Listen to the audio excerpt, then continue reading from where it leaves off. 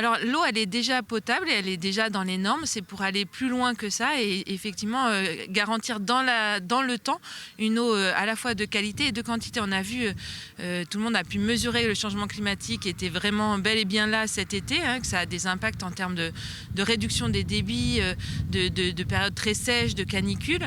Et donc ça va forcément impacter la qualité puisque du coup les polluants vont être plus concentrés. Donc si on veut se mettre dans cette dynamique, il faut qu'on travaille dès maintenant sur la qualité et la quantité pour garder une eau disponible et de qualité demain.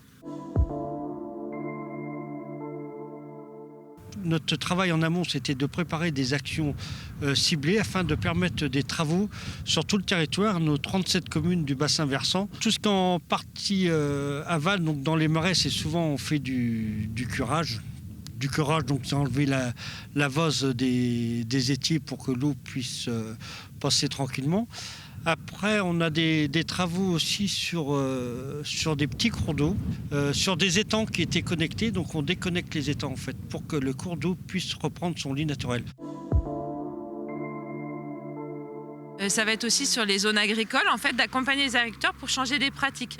Aider les agriculteurs à avoir des pratiques avec moins d'usage de produits phytosanitaires, donc de pesticides ou d'herbicides, et travailler leurs questions agricoles pour avoir également soit du maintien de l'élevage et des prairies, de la mise en place de haies, qui viennent améliorer la qualité de l'eau du robinet que finalement tout le monde va avoir à sa portée chez lui. Et donc pour avoir de l'eau potable, il faut qu'on ait une eau brute de qualité. Donc ce contrat travaille aussi sur ça avec le monde agricole pour avoir une eau brute de qualité et réduire les pressions de polluants.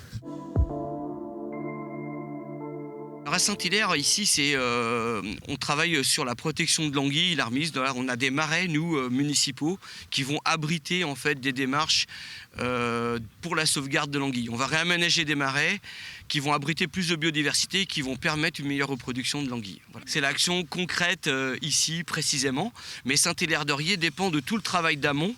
Donc tout ce qui est fait en amont, du côté de Saint-Étienne-du-Bois, du côté de Palouot, tout ça, leur émandrage au Poiré-sur-Vie, est très important pour nous. Ça veut dire qu'on va peut-être arriver à améliorer un peu la qualité de l'eau, en tout cas pas qu'elle se dégrade, et qu'on ne prenne pas trop de retard sur l'adaptation climatique. On a plus d'eau qui tombe d'un coup, ou des périodes de sécheresse plus longues. Du coup, il faut un milieu très vivant pour que ça redémarre.